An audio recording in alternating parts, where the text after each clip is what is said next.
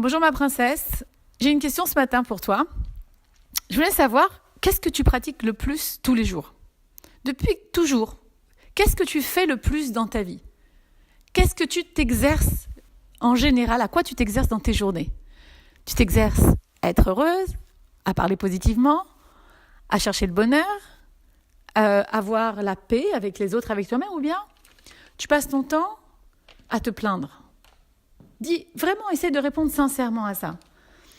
Si tu te plains, effectivement, et si tu t'y exerces tous les jours, tu vas devenir très très bonne à ça. Très bonne, ça veut dire qu'en vérité, tu vas être experte en la plainte et que tu vas te rendre compte, que même ce qu'un homme normal ne voit pas, toi tu vas voir ça comme quelque chose de négatif et tu vas le plaindre, tu vas t'en plaindre, tu vas le dire ou pas le dire. Tu peux très bien te le dire à toi-même, te plaindre toi-même de la vie, que c'est dur, que la vie c'est pas super, que les gens sont antipathiques, que t'as pas assez d'argent, que t'as pas assez de santé, que t'as pas assez de trucs, t'as pas d'enfants, tu peux te plaindre. Mais si tu entraînes tous les jours, tu vas devenir experte en la matière. Et aussi à quoi tu t'entraînes d'autre? Est-ce que tu t'entraînes à la colère par exemple? Parce que si tu t'entraînes à la colère tous les jours, tu vas devenir experte en la colère.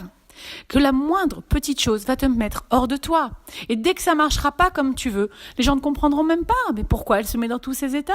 Mais parce que tu t'es drôlement entraînée. À quoi tu t'entraînes, princesse? Regarde dans tes journées, qu'est-ce que tu fais le plus en général?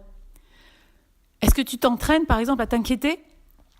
Et alors, si tu t'entraînes à t'inquiéter, tu vas devenir une experte de l'inquiétude et des peurs et des angoisses. Et chaque chose va te faire peur. Et que même les gens ne comprendraient même pas ce qui se passe. Tu vas même avoir peur d'une maladie que tu n'as pas. Tu vas avoir peur d'un problème qui n'existe pas. Tu vas avoir peur des choses qui ne te concernent pas. Et tu vas t'inquiéter pour des choses on ne devrait même pas s'inquiéter. Pourquoi? Parce que tu t'entraînes à ça depuis longtemps. Et que sans arrêt tu t'entraînes. Et ton cerveau, qu'est-ce qu'il comprend? C'est que toi, tu es comme ça. Donc il va t'amener à être encore de plus en plus comme ça. Ça dépend à quoi tu t'entraînes. Ça dépend, c'est une autre façon un petit peu de vous répéter. Encore une fois, cette pensée positive, elle amène à quoi? À ce que toi, tu t'entraînes chaque jour. À quoi tu t'exerces chaque jour? Oui, mais je suis comme ça depuis toujours. Ok, c'est pour ça que tu es comme ça depuis toujours, parce que tu ressasses sans cesse les mêmes choses, les mêmes inquiétudes, les mêmes peurs ou les mêmes colères.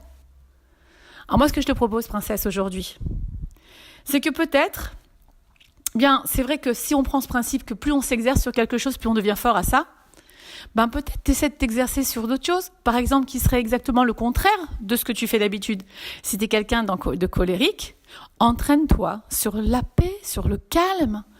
Entraîne-toi. C'est au début difficile, mais tu vois bien que tu arrives à des super résultats, à te mettre en colère pour un oui ou pour un non. Dès que la réalité ne te plaît pas, parce que la colère c'est quoi? Ce que Dieu m'envoie en face de moi, ça me plaît pas. Peut-être que tu vas commencer à accepter la réalité des choses, que ça marche pas toujours comme toi tu veux, mais que c'est pour le tov. Va te renseigner, il y a plein d'endroits comme ça où on parle de ce genre de choses. Comment faire et commencer à s'entraîner chaque jour, un peu, et puis à un moment donné, Bezrat Hashem, ça change. Entraîne-toi à la joie. T'es pas joyeuse, t'es triste. Les gens ils viennent me voir en coaching, Baruch Hashem, beaucoup pour un manque de joie, un manque de joie dans leur vie. Ils n'arrivent pas à trouver le bonheur alors qu'ils ont tout. Comment je fais avec eux? Mais je les entraîne.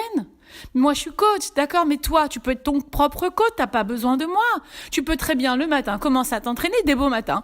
Tu mets une belle musique, maintenant, c'est le Homer. Bien que dans certains cas, il faut demander à un rave. C'est très conseillé quand on est déprimé ou dépressif, Bichlal, de mettre de la musique le matin. Mais quelque part, déjà, même c'est pas le Homer, mais la musique, commence à voir des films marrants, commence à entendre des bonnes nouvelles, ne te mets pas sur tout ce qui est négatif, parce que puisque tu es entraîné tellement avec cette tristesse que le monde, tu vois, toute la tristesse du monde est devant toi. Donc tu vas être entraîné à voir la tristesse, et puis tu vas dire, mais c'est vrai, la vie elle est triste, mais tu auras raison. La vie, elle sera triste, parce que ce qui t'amènera à la vie, ce que tu vas voir en face de toi, c'est le miroir de qui tu es. Donc tu vas voir toute la tristesse du monde. Et si tu t'entraînes à vouloir voir la joie qu'il y a dans le monde, les bontés d'Hachem, la beauté de ce monde, la beauté que tu as en toi et comment toi t'es faite, etc., mais tu vas commencer à devenir experte en la joie. Et tu vas pouvoir commencer à peut-être même partager ta joie avec les autres. Et puis quand on devient quelqu'un de joyeux, des fois, c'est vrai que ça arrive des choses tristes dans la vie, mais on est quelqu'un de joyeux qui passe un moment de tristesse, et pas le contraire, par exemple. Donc, ça pourrait être quelque chose d'extrêmement bénéfique aussi pour ta santé. Pense à toi, à tes enfants, ta descendance, ou si tu n'en as pas, aux gens qui t'aiment. Parce que quand tu restes dans la tristesse, tu t'amènes toutes sortes de problèmes même de santé d'abord morale, mentale, et ensuite peut-être même de corps, chas shalom. Donc, effectivement, c'est très important de s'exercer sur les bonnes choses. C'est très important de s'exercer sur tout ce qu'Hachem t'a donné, parce que tout ça existe en toi. Tout ça existe en toi, mais qu'est-ce qui fait que ça vit plus en toi, cette tristesse ou cette colère ou ces inquiétudes? Bien, c'est la force que tu décides de leur donner. Quand tu changes cette forme-là et quand tu décides d'aller sur un cercle virtueux au lieu de rester dans ton cercle vicieux, eh bien, tu commences doucement à donner à ton cerveau un ordre différent et tout seul, tu vas te rendre compte à un moment donné, waouh! Les gens vont remarquer que tu as changé. Toi, tu vas remarquer que tu as changé. Mais si tu ne t'entraînes pas à ça, tu ne pourras pratiquement pas y arriver à moins d'un miracle. On va pas attendre les miracles. Hachem Yitbarach, il nous en fait, Baruch Hachem, déjà beaucoup. Mais il nous demande à nous, la Avod et Hachem. C'est à nous de travailler Dieu. Qu'est-ce qu'il nous demande Dieu pour le travailler? De rester branché à lui, de rester joyeux, sans inquiétude, en paix. Donc avec tous ces attributs-là, et c'est ce qu'on nous demande de travailler pendant le Homer, donc c'était pas une mythe par rapport au Homer, mais malgré tout, c'est le travail des midotes. Je vous embrasse, entraînez-vous bien, vous allez voir que plus tu t'entraînes, et plus tu auras du muscle. Regardez ceux qui sont dans les salles de sport, comment ils ont des gros biceps. Mais comment ils sont arrivés comme ça, ils sont nés comme ça? Ils se sont entraînés, et c'est venu en un jour. Eh bien non, demandez-leur, c'est venu en des mois et des mois et des mois. Mais à la fin, on a des biceps, je vous dis pas comment. Je vous embrasse les filles, une très bonne journée.